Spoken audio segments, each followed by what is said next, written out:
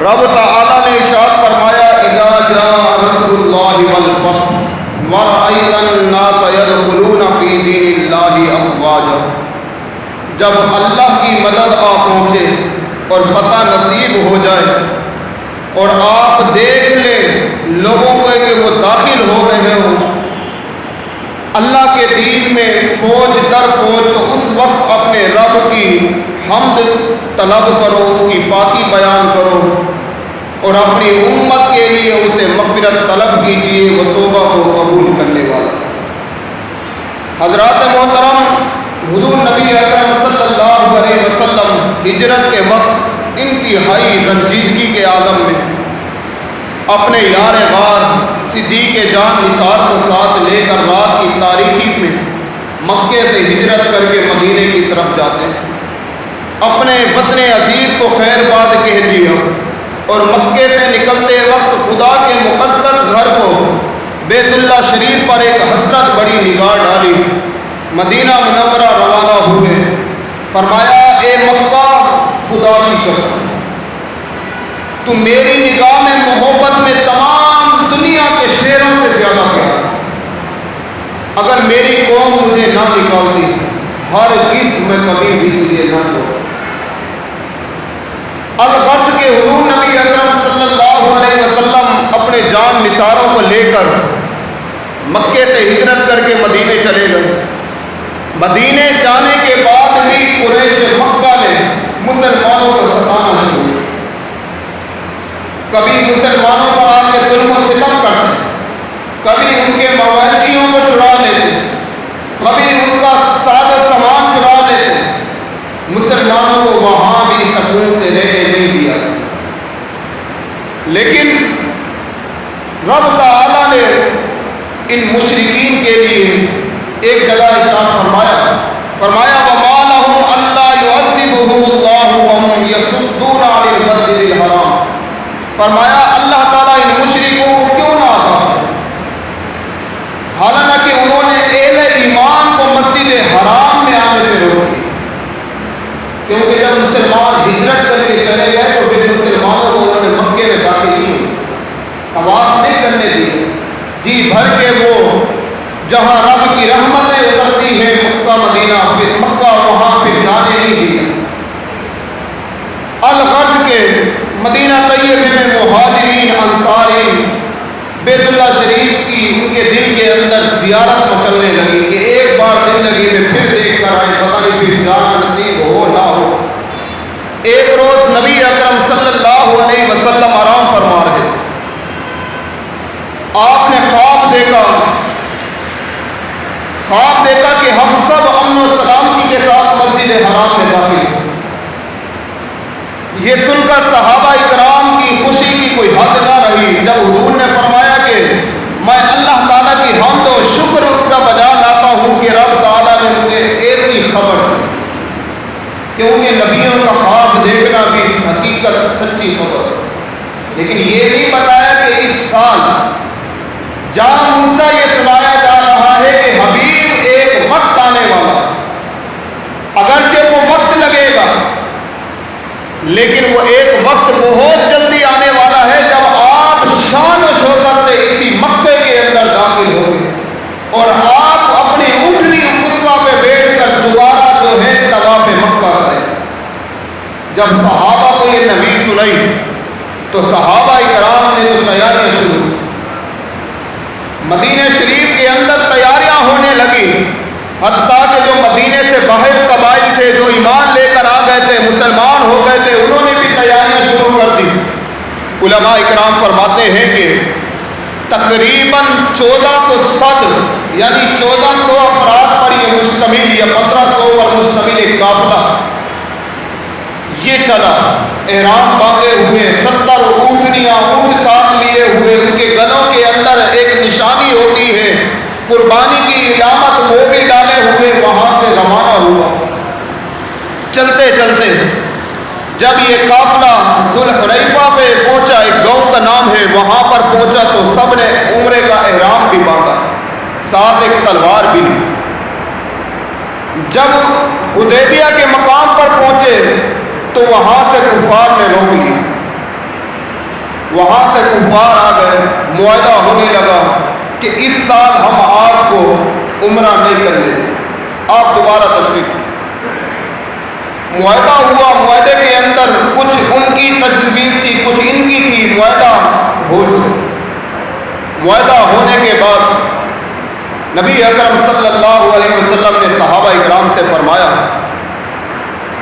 کہ اس سال تو ہمارے نصیب میں نہیں، انشاءاللہ یہ ان قریب ہم جس طرح آج شان و شوکت سے احرام باندھ کر آئے ہیں، انشاءاللہ ان قریب ہم اسی شان و شوکت سے احرام باندھ کر مکے میں داخل۔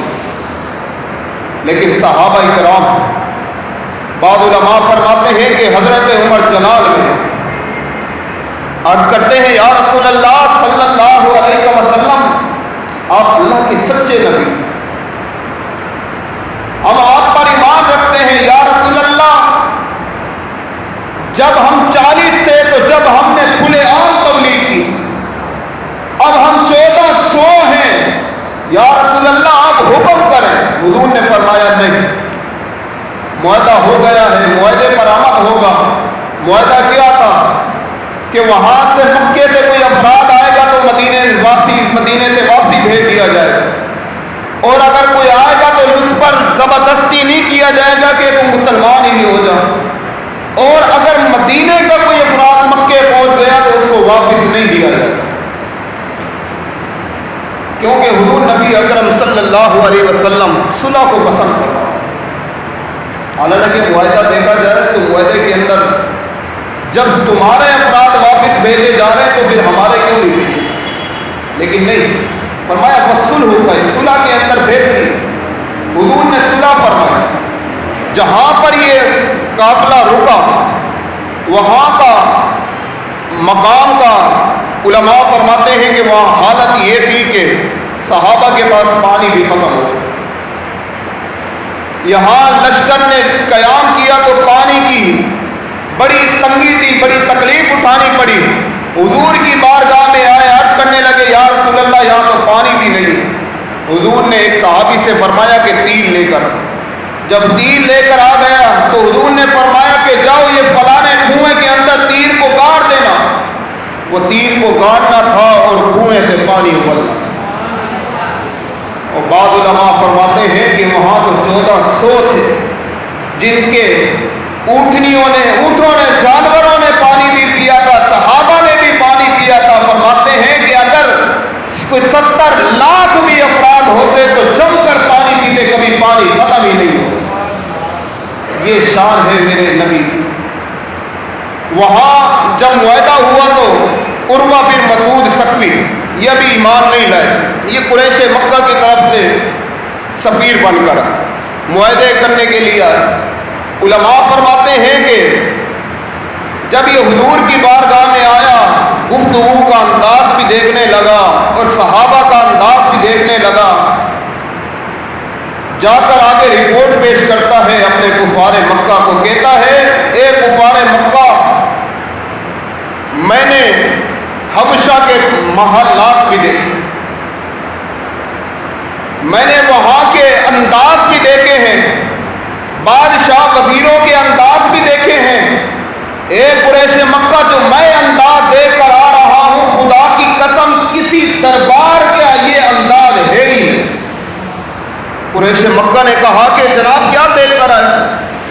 کہا خدا کی قسم، حضور نبی اکرم صلی اللہ علیہ وسلم جب پانی لیتے ہیں وضو کے لیے، منہ پر جب مارتے ہیں تو صحابہ چاروں طرف سے گھیر لیتے ہیں، پانی کو زمین پر گرنے ہی نہیں دیتے، جس کے ہاتھ میں جو آتا ہے منہ پر مل لیتا ہے، جسم پر مل لیتا ہے۔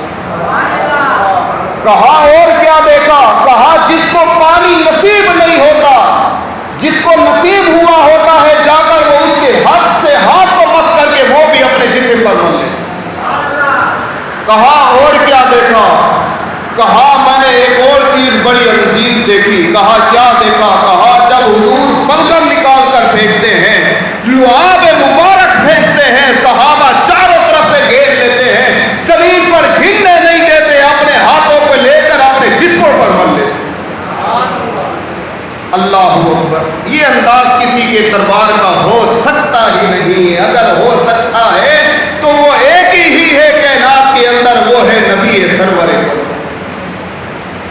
فرمایا اور کیا دیکھا؟ کہا ایک اور چیز میں نے نرالی دیکھی. جب بال کٹواتے ہیں صحابہ اکرام چاروں طرف سے گھیر لیتے ہیں, ایک ایک بال کو صحابہ ترستے ہیں, حتیٰ کہ اتنے قریب ہو جاتے ہیں ایسا لگتا ہے کہ شاید آپس میں لڑ پڑیں گے. ایک ایک بال کے لیے انتظار کرتے ہیں. جب بال نصیب ہوتا ہے تو چہروں کی خوشی بتلاتی ہے کہ انہیں دنیا اور آخرت نصیب ہو. یہ صحابہ کا انداز تھا. یہ صحابہ نے حضور سے محبت کی. آج لوگ کہتے ہیں نا کہ محبت کیسی. آج ہم بھی حضور سے محبت کے دعوے کرتے ہیں. جی غلامی رسول میں موت بھی قبول ہے. نعرے تو بڑے جذباتی ہو کر لگاتے ہیں. جب باری آئے اسلام کے لیے, جب جان دینے کی باری آئے, دین اسلام تم سے قربانی مانگے, میں بھی اسلام والا ہوں, کلمہ پڑھتا ہوں, لیکن اماں ابا اجازت نہیں دیتے. میں بھی کلمہ پڑھتا ہوں لیکن اسلام اتنا تو وہ نہیں دیتا. اسلام تو عمل کا درد دیتا ہے. میں بھی کلمہ پڑھتا ہوں, میں بھی روزے رکھتا ہوں, لیکن اتنا آگے میں بھی نہیں جا سکتا. اسلام عمل کا درد. آج بھی جب کہا جائے کہ اسرائیل کی منصوبات کا بائیکاٹ کیا جائے, نہیں کیا ہوگا جی, کیا ہو جائے گا اگر ہم کر لیں گے؟ تو کچھ نہیں ہوگا. اسلام تو امن کا درد دیتا ہے. چھوڑو جو ہو رہا ہے, ان کو لڑنے دو. یہ تو دو قوموں کا مسئلہ ہے. خدا کے بندوں, ابھی تک ہمیں پتہ ہی نہیں لگا کہ اسلام اور حق کی جنگ ہی کیا ہو.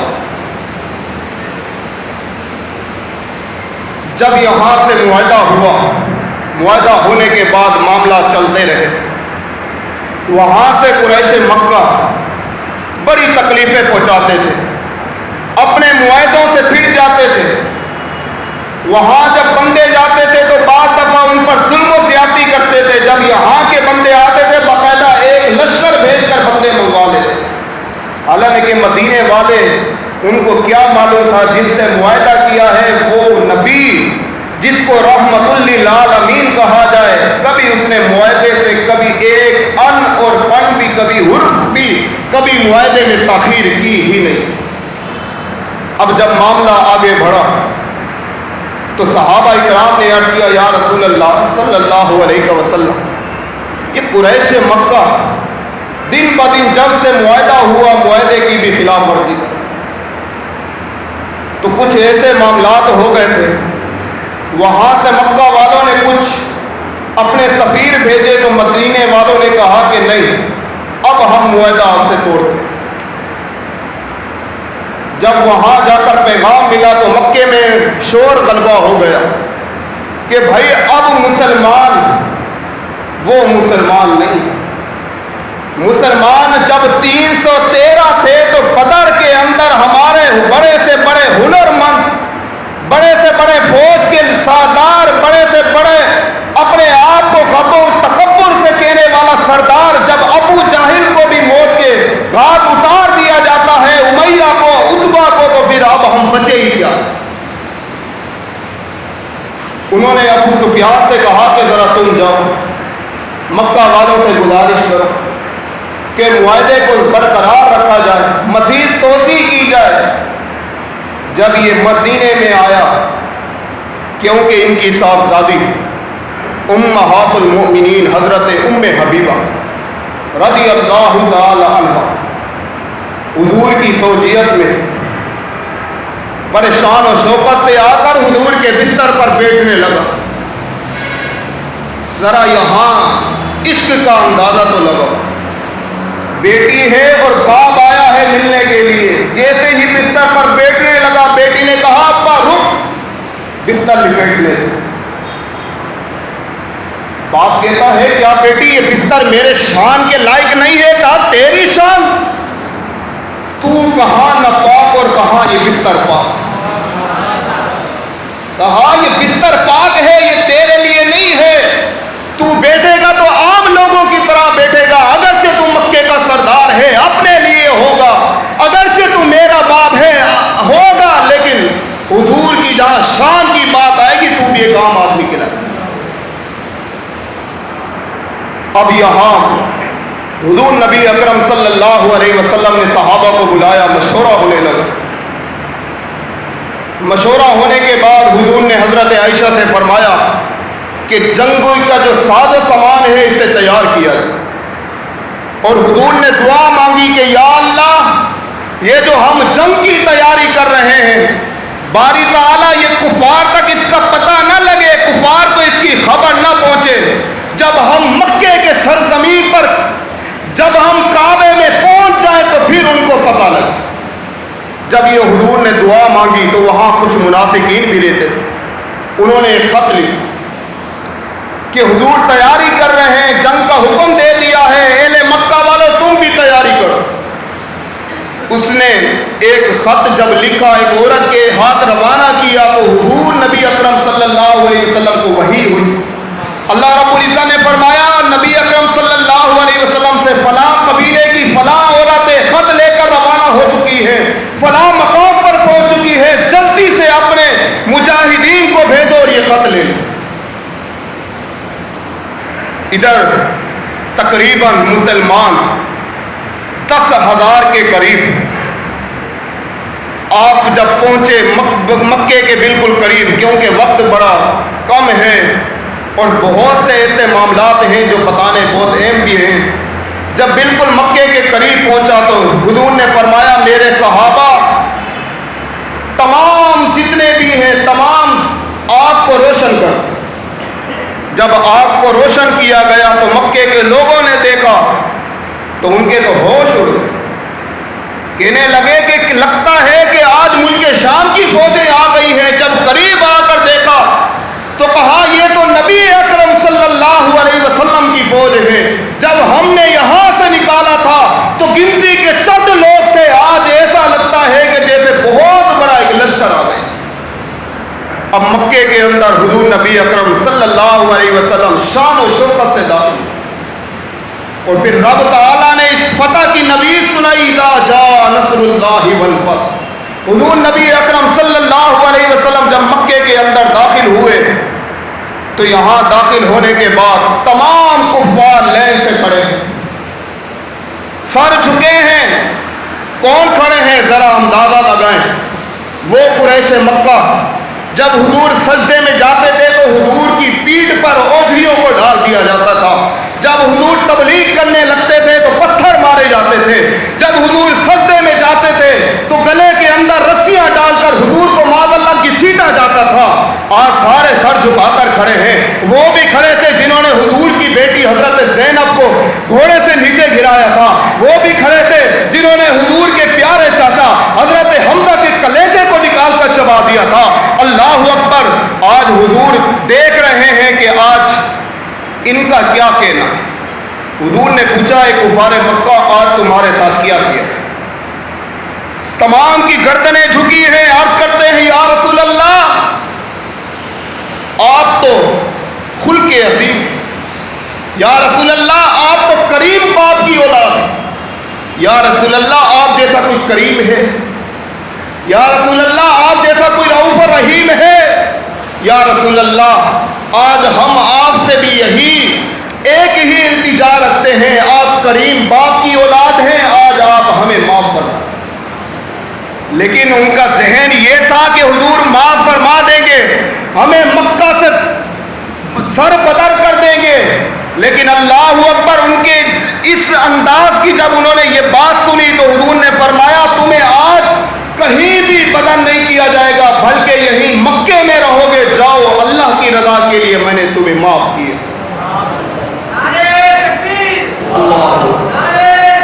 یا رسول اللہ یا جب نعرہ حیدری آئے تو دوست سے لگا نعرہ حیدری۔ اب جب یہ مکے میں پہنچے تو مکے کے چاروں طرف 300 کچھ بت رکھے ہوئے۔ حضور نبی اکرم صلی اللہ علیہ وسلم قرآن کی آیات پڑھ رہے ہیں، وَجَاءَ الْحَقُّ وَزَهَقَ الْبَاطِلُ، آج حق آ گیا ہے اور باطل مٹ گیا ہے۔ اللہ اکبر۔ جب حضور نے ایک ایک چھری سے ایک ایک بت کو گرا دیا، ایک بت کا سر بہت اونچا تھا، بعض علماء فرماتے ہیں کہ کسی اور چیز سے جڑا ہوا زمین سے اوپر تک رکھا ہوا تھا۔ حضور نے فرمایا اے علی تم میرے کندھے پر آ جاؤ۔ حضرت علی کی طرح شان بھی سنتے جاؤ. فرمایا میرے کندھے پر آ جاؤ. جب میرے کندھے پر آ جاؤ تو اس بت کو نیچے گرانا ہے. اللہ اکبر. جب حضور کے کندھے مبارک پر چلے, حضرت علی فرماتے ہیں یا رسول اللہ عجیب منظر دیکھتا ہوں. فرمایا کیا دیکھتے ہو علی؟ فرمایا یا رسول اللہ اگر اور اوپر ہاتھ بڑھاؤں تو آسمان کو بھی ہاتھ لگا دوں. یہ ہے حضرت علی کی شان. اب جب مکہ فتح ہو گیا, حضرت بلال کو حضور حکم دیتے ہیں کہ بلال آج ذرا اذان سناؤ. یا رسول اللہ کہاں سنانی ہے؟ فرمایا مکے کی چھت پر چڑھ. عرض کرتے ہیں یا رسول اللہ پہلے میں جہاں بھی اذان دیتا تھا مکے کی طرف منہ کر کے اذان دیتا تھا.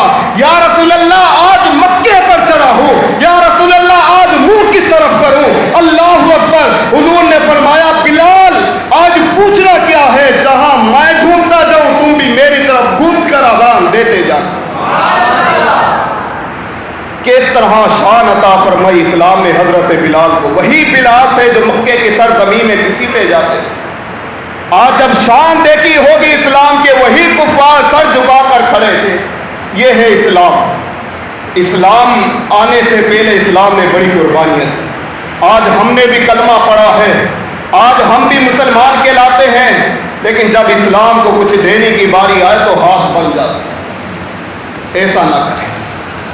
حضور نبی اکرم صلی اللہ علیہ وسلم نے بروز قیامت پوچھ لیا میرے امتی میں نے تو طائف کے اندر پتھر کھائے تھے, میں نے تو مکے کی سرزمین کے اندر میرے گلے کے اندر رسیوں کو باندھ کر مجھے گھسیٹا گیا تھا, میرے اوپر تو حملے وار کیے گئے تھے, مجھے تو مارنے کی کوشش کی گئی تھی, صرف کیا میں رب کا نام لیتا تھا.